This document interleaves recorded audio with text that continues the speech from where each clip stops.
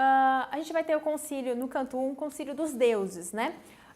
O que é esse concílio? A gente vai ter dois deuses principais, que é o Netuno e o Baco, que vão ser contra a empreitada do Vasco da Gama e de seus navegantes, porque ele vai dizer que isso é um ato de ousadia, tá? Então eles não querem que o Vasco da Gama tenha sucesso. Já outros dois principais deuses, que é Marte e Vênus, querem que o Vasco da Gama e seus navegantes tenham sucesso em sua empreitada, porque dizem que isso não é um ato de ousadia, mas sim um ato de coragem, tá? Mostra o quanto corajosos são essas pessoas que estão dispostas a navegar, tá? Júpiter, que é o deus dos deuses, concorda e diz que vai permitir que o Vasco da Gama faça essa viagem com sucesso, tá? Entretanto, Baco não concorda com a decisão de Júpiter e vai tentar se vingar. Canto 1, um trecho, fala de Júpiter, que é o deus dos deuses, que permite que eles naveguem. E porque, como vistes, tem passados na viagem tão ásperos perigos, tantos climas e céus experimentados, tanto furor de ventos inimigos, que sejam, determino, agasalhados nessa costa africana, como amigos, e tendo guarnecida a laça frota, tornarão a seguir sua longa rota. Então, o que o Júpiter está dizendo aí? Que eles passaram já por vários empecilhos, né, de natureza, mas que conseguiram enfrentar todos eles e que ele determina para todos os deuses que seja possível que eles consigam entrar na costa africana para poder se abrigar ali por um tempo, tá? No canto 2, os navegantes vão de Mombaça até Melinde, tá? E aí Baco tenta destruir, mesmo contra Júpiter, tenta destruir a frota do Vasco da Gama. Entretanto, Júpiter e Vênus conseguem impedir essa destruição e eles têm sucesso na sua ida até Melinde, tá?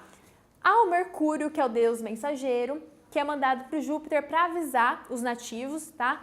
Que vai chegar essa frota de Portugal e que eles sejam bem recebidos, tá? E o Mercúrio consegue fazer isso, tanto que os portugueses chegam e são bem recebidos lá, tá?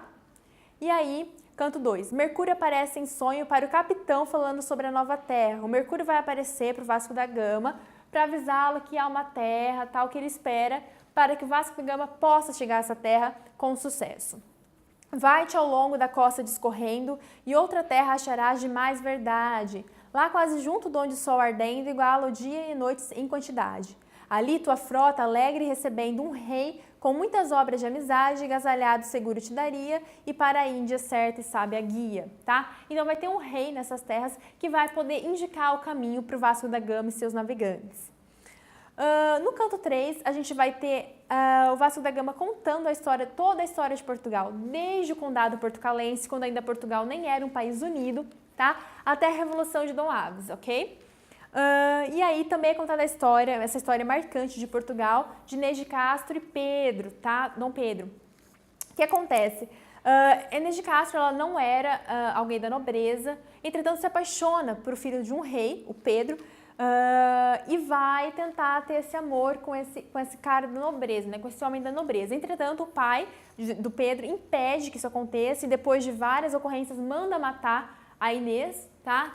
E aí o Pedro se torna rei e manda construir um túmulo todo decorado, todo bonito para Inês e depois se enterra junto a ela quando morre, né? É enterrado junto a ela. Bom, aqui tem um trecho da história quando o Vasco da Gama está contando a história da Inês e do Pedro. Traziam-na os orifícios algozes ante o rei, já movido à piedade, mas o povo, com falsas e ferozes razões, a morte crua persuade. Ela, com tristes ou piedosas vozes, saída só da mágoa e saudade do seu príncipe e filhos que deixava, que mais que a própria morte a magoava. Então ele está mostrando aí que esse é o momento que o rei vai decidir matar a Inês, porque o povo acha errado que alguém que seja da Peble tenha um casamento com alguém que seja na nobreza, né? Então vão influenciá-lo a pedir que a Inês seja morta, tá? E ele diz que a Inês não sente tanta pena pela morte, mas por quem ela vai deixar vivo, tá? E aí a gente tem finalmente o canto 4, que vai ter desde a Revolução de Dom Aves até a saída do Vasco da Gama de Portugal, tá? Agora que a gente fica sabendo o começo da história, perceba? A gente começou na metade, que eram eles já no alto mar, e agora a gente vai ter o acesso de como foi sair de Portugal. E aí, pessoal, prestem muita atenção, esse é um ponto-chave da história. A gente vai ter um tal do Velho do Castelo. Esse velho, ele vai, né, onde os portugueses estão saindo para embarcar para alto mar, e ele vai ser como se fosse um presságio, ele vai dizer algo sobre os portugueses, tá? Ele vai criticar a vaidade de Portugal em tentar conquistar novas terras, em tentar sair, ir para fora, né, das suas terras portuguesas, a fim de ter vaidade, tá? E ele vai dizer que esse é o grande erro de Portugal, tentar ser completamente vaidoso. E que isso ainda vai destruir Portugal, porque esses portugueses saem e deixam as suas famílias sem ninguém, sem amparo, a fim de conquistar uma vaidade que é comandada pelo rei de Portugal. Isso é extremamente importante, tá, pessoal? Um trecho do Velho do Rastelo. Já que nessa gostosa vaidade tanto enlevas a leve fantasia, já que a bruta crueza e feridade puseste nome esforço e valentia, já que prezas em tanta quantidade os desprezos da vida que devia de ser tempo estimada, pois que já temeu tanto perdê-la quem a dá. Bom, ele vai dizer que é o seguinte, que é crueza e feridade, ou seja, aquilo que os portugueses e os navegantes chamam de esforço e valentia, ele diz que é crueldade e feridade com as pessoas que ficam em Portugal, as famílias que ficam, que os pais e esposos, enfim, deixam, filhos deixam atrás da vaidade portuguesa, tá? O canto 5 a gente tem a partida de Portugal, tá? Até Moçambique também, as dificuldades marítimas são descritas. Tem o tal do gigante da Adamastor, que acontece no Cabo das Tormentas, bem na ponta embaixo, né, da África. A gente tem o chamado Cabo das Tormentas, que é um lugar em que você tem muita tempestade, é muito incerto o que vai acontecer nesse momento de uma viagem marítima naquela época, tá? Então eles contam que tiveram que enfrentar esse gigante e com a ajuda dos deuses conseguiram enfrentá-lo e continuar a viagem, tiveram sucesso. Vamos ler um trecho então do gigante da Adamastor. Era maior a força em demasia, segundo para trás nos obrigava, do mar que contra nós ali corria, que por nós a do vento que assoprava. Injuriado noto da porfia, em que o alomar parece tanto estava, os assopros esforça iradamente, com que nos fez vencer a grão concorrente, tá? Então ele vai falar que a ajuda dos deuses com esse sopro façam que eles vençam essa corrente marítima pela qual eles estão passando, tá?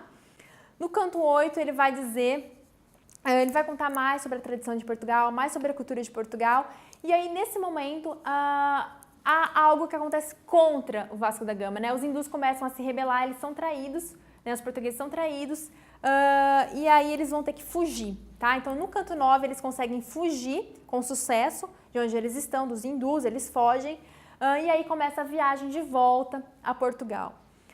Nessa viagem de volta a gente vai ter a deusa Vênus premiando, entre aspas, né, esses portugueses que tiveram tanta coragem, né, e conseguiram com sucesso completar a sua missão, e vai levá-los até a Ilha dos Amores, tá?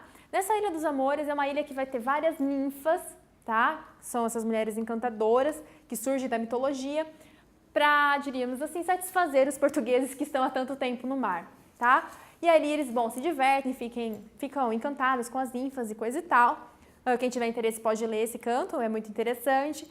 E também o Vasco da Gama vai ter acesso à chamada Máquina do Mundo, tá? Nessa Máquina do Mundo ele pode ver tudo o que aconteceu no mundo, tá? Vamos ler. Vês aqui a grande máquina do mundo, etérea e elemental, que fabricada assim foi do saber alto e profundo, que é sem princípio e meta limitada, que encerca em derredor este rotundo globo e sua superfície tão limada. É Deus, mas o que é Deus ninguém o entende, que é tanto o engenho humano não se estende. Percebam, essa máquina do mundo ela vai dar todo o conhecimento para o Vasco da Gama, tá? Então ele tem acesso a essa máquina do mundo também. Representando, percebam, é um momento que a gente está tendo acesso cada vez mais ao saber, à razão, cada vez mais saímos da fé católica para ter acesso a ideias filosóficas, a ideias científicas, tá? Então essa máquina do mundo representa extremamente esse progresso que a gente está passando, já é um momento de razão, ainda que influenciado pelas deusas, pelas ninfas, né? O canto 10, por fim, os portugueses partem da Ilha dos Amores, tá? E vão a Portugal. No epílogo, a gente vai ter um momento de desilusão, tá? Tudo isso que é cantado com glória, com grande entusiasmo, agora ganha um tom melancólico e um tom de aviso, de conselho ao rei de Portugal. Porque, aparentemente, eles começam a lamentar o destino do seu povo, que vai ser um destino ruim, não vai ser um destino de glória, tá? E realmente acontece com Portugal, tá? Depois Portugal decai novamente, né? Toda essa glória portuguesa cai por água depois de um tempo.